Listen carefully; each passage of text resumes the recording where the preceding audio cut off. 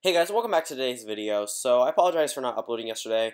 We had a lot of snow come in. I'm pretty sure like anyone in the Northeast or Virginia up um, is essentially experienced the same nor'easter. But yeah, so I apologize for that. But I'm going to have a video out today and probably two other ones with prominent 2020 Democratic frontrunners because I decided that since we're getting pretty late in March, I decided that I wouldn't upload all three of these videos on April 1st for obvious reasons because I said I would do them at the beginning of each month. But I feel like now that we've had a lot more come in, especially about Russia, especially about people like Stormy Daniels, especially with Trump's approval rating after the Pennsylvania 18th election, I definitely see a different sort of shift in national politics. So I've decided to do the video starting off today with Donald Trump's approval rating at 42% according to Real Clear Politics. Democrats at one of their highest points on the congressional ballot on their average to finally going back to double digits. But I still think that there are some weak Democratic candidates, and one of the first Democratic candidates that I think is pretty weak would be Senator Elizabeth Warren from the state of Massachusetts. Now, I understand the argument that a lot of people already have turned away from the Trump train. A lot of people have decided that they're not going to vote for Trump again. But that doesn't necessarily mean that they'll come out to vote and vote for the Democrat. All it means is they won't vote for the president. Now, I understand you could say he won by such a small margin and across all three of the Rust Belt states. But if Democrats don't get turnout the same way they didn't get turnout in Georgia's sixth election, where, well, they did get excited turnout, but it wasn't enough. If we see a repeat of that type of election, then Warren would probably not win in a general election, even with turnout rates like what we saw in Pennsylvania 18th. We probably wouldn't see a Warren presidency. Connor Lamb, by far more conservative than Elizabeth Warren, definitely captured a number of Republican voters. But Warren, on the other hand, she can't necessarily bring over Republican voters. She would just need to bring over independents and hold on to the Democratic Party. Whereas Donald Trump definitely turned over a number of Democrats, definitely got a number of independents, and was able to retain the majority of Republicans by a considerable margin. Warren herself, she is somewhat of a strong candidate, but she can't really rally people to get them out to vote. I mean, she's a female Bernie Sanders value-wise, but she's not someone who can bring out mass amounts of crowds like we've seen with the Trump campaign, with the Bernie Sanders campaign. It's not going to be easy for her to really get people out to vote, and that's something that's going to, I think, would be her downfall. Now, less than a month ago, I said that she would beat Donald Trump 279 to 259. Today, that will be a little different for obvious reasons. Things have changed. President Trump's approval rating has changed. A number of things have changed nationwide. So, we're going to start off with states that we normally start off with, the West Coast. These are not going to flip regardless of who the Democratic nominee is. But then we go over to certain states where we normally would call toss-ups, like Nebraska second. I wouldn't consider a toss-up in this election. Utah, that's only because of the independent, but still.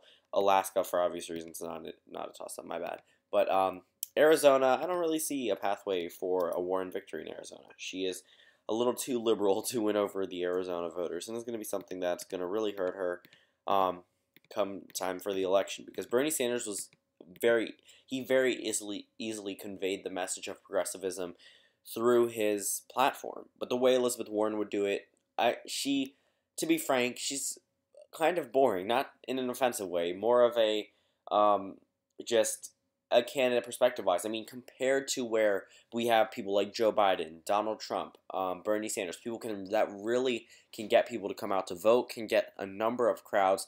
She doesn't seem like that type of candidate. Now, she is a stronger candidate than a number of other Democrats, people like Mark Cuban, Mark Zuckerberg, things like that, people like that, but she still doesn't have that massive appeal that a number of prominent Democrats do. People like Kamala Harris would do better than Warren, probably.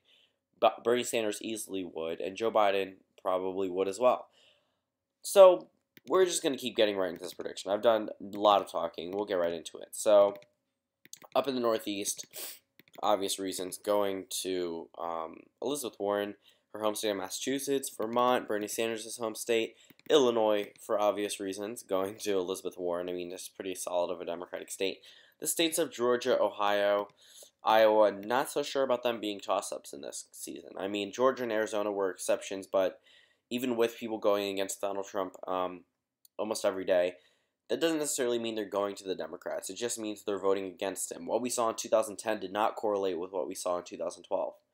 So things are still possible.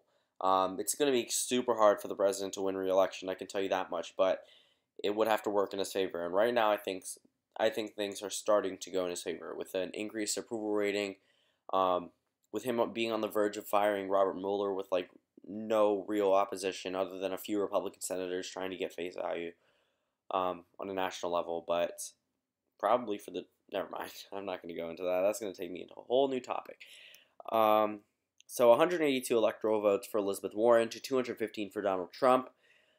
She would probably carry the state of Virginia. That's pretty easy to give to her. The state of New Mexico as well. A number of these states would go to Elizabeth Warren. She would also probably carry the state of New Hampshire. I mean, her Northeastern appeal definitely would supersede his, giving her 204 electoral votes. Now, let's go to the first state that I think would flip. I think the state of Nevada would probably go to Donald Trump. He was leading in the election polls here against Hillary Clinton, but I think that it's possible for him to win here, even though he didn't win here in 2016. His approval rating is lower across the Rust Belt than it is in Nevada, which is pretty interesting. Going over to Colorado, though, I think Warren would still carry the state of Colorado. I think her progressive policies definitely would put her at a better standpoint than Donald Trump when they come to vote in their ballot. State of Minnesota, probably not going to Donald Trump. I still see that one going to Elizabeth Warren. But the states of North Carolina and Florida, I definitely see going for Donald Trump. I mean, he would definitely hold on to a number of these voters, and it wouldn't be necessarily the hardest thing for him to do to hold on to those two states. But Virginia becoming increasingly more blue after the school shootings, a lot of the attention has diverted away from Florida now and just gone on a national level. Actually, I believe in, not even a day ago, yesterday in the state of Maryland, we had a school shooting.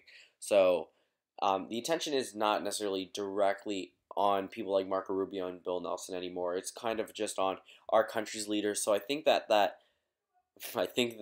the Democrat advantage that they did have at one point, I think that'll hold to the midterms. But come 2020, I don't necessarily think that'll be a top-notch issue. If you get what I'm saying, the American public easily forgets about tragedies that they are opposed to. But I mean, we continue to cause them to happen. But 223 electoral votes for Elizabeth Warren, 265 for Donald Trump. Warren would probably carry all of Maine except for that one electoral vote for obvious reasons. I mean, he won it by double digits compared to where Obama won it by double digits. So that swing isn't going to be the easiest to bring back to the Democratic Party. So 266 electoral votes, 4 away from being reelected for the president, 226 for Elizabeth Warren. You know, the state of Michigan is pretty interesting. This is the state that Donald Trump carried by a mere 11,000 votes. I'd probably give that one to Warren. I mean, I see a pathway for her to carry the state of Michigan, and that would give her their 16 electoral votes. I think that the way that Bernie Sanders performed in the Democratic primary, upsetting Hillary Clinton, definitely made up for that 11,000 vote gap. Not Bernie was probably the nominee. He would probably have carried Michigan. So 242 electoral votes, 266 for Donald Trump. I'm not going to carry this any longer. I think Pennsylvania would go to Warren and Wisconsin would go to Trump. Now, my reasoning behind Pennsylvania, what we saw in the 18th district is a shift that went by far more Democrat in almost every single county. Actually, sorry, not every single county. It did happen in every single county, but every single precinct, almost every single precinct, with the exception of like 3 or 4 out of like 100. But the state of Pennsylvania, I see becoming increasingly more blue. Steelworkers coming out to vote for key Democrats, whereas the state of Wisconsin, I still think holding on to Donald Trump with their Republican incumbent governor, think that they would still hold on to their Trump identity with Warren on the ticket. So final electoral map, 262 electoral votes for Elizabeth Warren, 276 for Donald Trump. Thank you guys for watching this video. Stay tuned for my Biden and Bernie predictions, Sanders predictions pretty soon. But yeah, so thank you guys for watching this video, and I'll see you all tomorrow.